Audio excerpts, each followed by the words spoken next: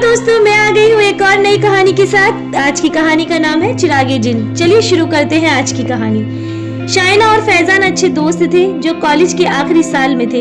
एक दिन वे पुराने और सुनसान इलाके में घूमने का प्लान बनाते हैं। वो जगह लोगों के बीच बदनाम थी क्योंकि वहाँ एक पुराना हवेली नुमा घर था जिसे चिरागे हवेली भी कहा जाता था। लोग कहते थे कि वहाँ एक जिन कैद है जो रात होते ही जागता है। शाइना और फैजान ने इन बातों को मजाक समझा और रात होते ही उस हवेली में जाने का फैसला किया। उन्होंने सुना था कि हवेली में एक चिराग रखा है जिसे जलाने से जिन प्रकट हो जाता है। वे ये देखकर रोमांचित थे कि आखिर इस कहानी में कितनी सच्चाई है। रात के सन्नाटे में दोनों हवेली पहुंचे। हवेली में दरवाजे खुद ब खुद खुल गए। अंदर का माहौल बेहद डरावना था। दीवारों पर लगे पुराने चित्र, जालों से भरे कमरे और एक अजीब सी ठंड। दोनों ने हिम्मत बांधी और हवेली के सबसे अंदर वाले कमरे की ओर बढ़े। वहां उन्हें वह चिराग मिला जिसके बारे में उन्होंने सुना था। फैजान ने मजाक करते हुए चिराग को उठाया और उसे साफ किया। जैसे ही उसने चिराग को जलाने के लिए माचिस जलाई, हवेली में अचानक एक जोरदार आवाज गूंज उठी, जैसे कहीं धमाका हुआ हो। सब कुछ हिलने लगा। तभी अचानक चिराग से एक काला धुआं निकला और उसमें एक भयानक जिन प्रकट हुआ। जिन की आंखें लाल थीं और उसका शरीर इतना बड़ा कि पूरा कमरा छोटा लगने लगा। जिन ने गहरे और डरावने स्वर में कहा, क्या हुक्म मेरे आका। जिसने मुझे आजाद किया उसकी एक इच्छा मैं जरूर पूरी करूंगा, लेकिन उसकी बहुत बड़ी कीमत चुकानी पड़ेगी। क्या तुम्हें मंजूर है मेरे आका? फैजान और शाइना एकदम चुपचाप खड़े थे। जिनका डरावना चेहरा देखकर उनके रोंगटे खड़े हो गए थे।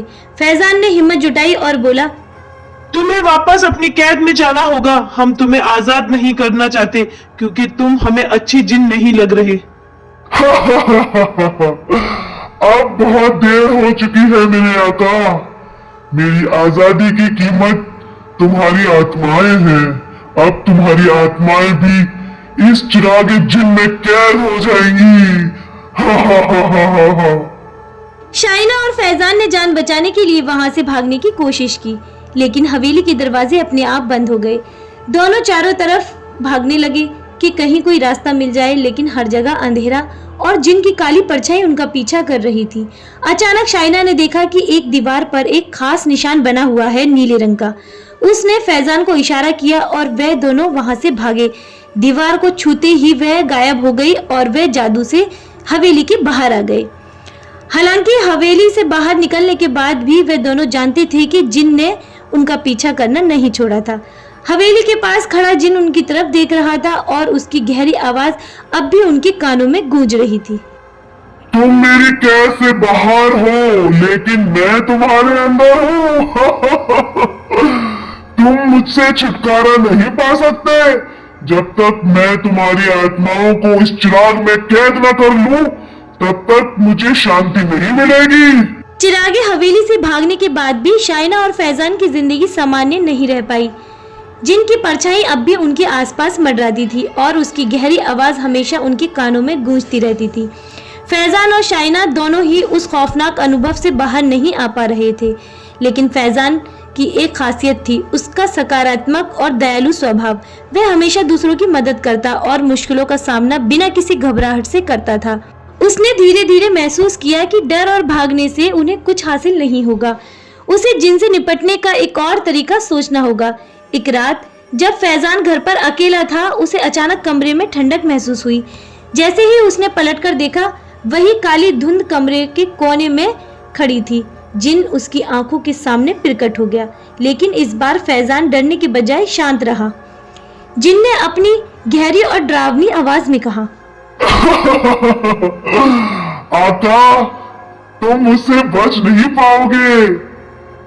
आका, तुमने मुझे आजाद किया है और अब तुम्हारी आत्मा मेरी है।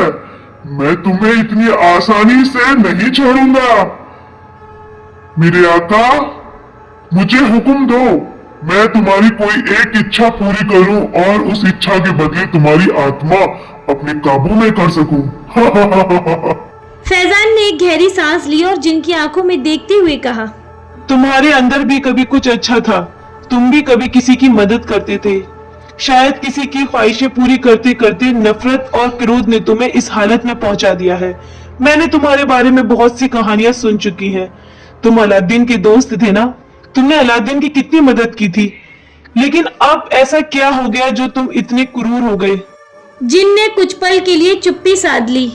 उसके चेहरे पर एक असमंजस भरी झलक आई, जैसे उसने फैजान की बात पर कुछ सोचा हो।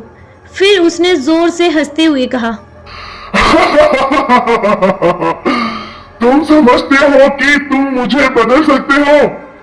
मैं सिर्फ अंधकार और विनाश का प्रतीक हूँ, मुझे कोई नहीं बदल सकता। मैं मानता हूँ दोस्त कि हर किसी में अच्छाई छुपी होती है, चाहे वह कितनी भी गहरी क्यों ना हो। अगर तुम चाहो तो खुद को फिर से पा सकते हो दोस्त। बदलने की कोशिश तो करो, मैं तुम्हारा साथ दूंगा दोस्त।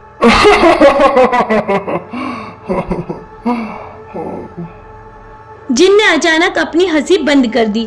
उसकी आंखों में एक अजीब सी चमक आई और उसके चारों ओर काली धुंध धीरे धीरे कम होने लगी। फैजान की बातों ने कहीं न कहीं उसके भीतर के जज्बात को छू लिया था। तुम्हें नहीं पता मैं कौन था दोस्त। मैं भी एक बहुत महान जिन था जो इंसानों की ख्वाहिशें पूरी करता था, लेकिन धोखे और लालच ने मुझे इस बंधन में डाल दिया दोस्त। अब मैं सिर्फ नफरत से बना हूँ। एक जादूगर ने मुझे नफरत में बदल दिया है। तुम्हारे अंदर अभी भी अच्छाई बची है दोस्त। अगर तुम चाहो तो इस नफरत और क्रोध से बाहर निकल सकते हो। मैं तुम्हारी पूरी तरह से मदद करूंगा। जिन कुछ देर तक फैजान को घूरता रहा, फिर धीरे धीरे उसकी आकृति हल्की होने लगी और उसकी आंखों की लाल चमक अब बुझने लगी। उसकी विशाल और डरावनी आकृति अब एक शांत हल्की धुंध में बदलने लगी। तुम सही हो दोस्त।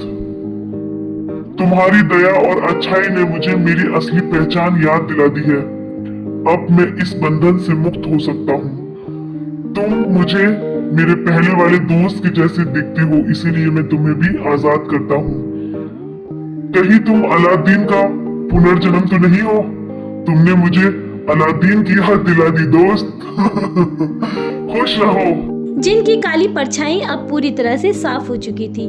उसके चेहरे पर एक शांत मुस्कान थी और उसकी आंखों में अब नफरत की जगह शांति थी। उसने फैजान की ओर देखते हुए कहा, फैजान दोस्त, तुम्हारे अच्छे स्वभाव ने मुझे बदल दिया।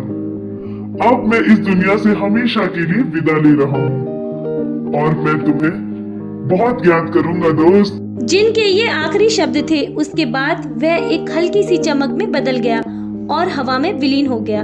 कमरे में अब पूरी तरह से शांति थी, जैसे कुछ ही न हुआ हो।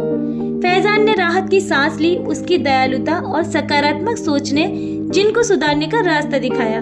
शाइना और फैजान दोनों ने उस दिन सीख लिया कि डर और अंधकार का सामना केवल अच्छाई और धैर्य से किया जा सकता है। जिन अब हमेशा के लिए उनकी जिंदगी से चला गया था, लेकिन उसकी कहानी हमेशा उनके दिलों में बसी रही। इस तरह कहानी का अंत होता है। उम्मीद करती हूँ आपको ये कहानी पसंद आई होगी। कहानी को अंत तक सुनने के लिए आप सभी का बहुत बहुत धन्यवाद। ऐसी ही मजेदार और हॉरर स्टोरीज के लिए सब्सक्राइब करें हमारा चैनल क्रिएचर ऑफ शैडो।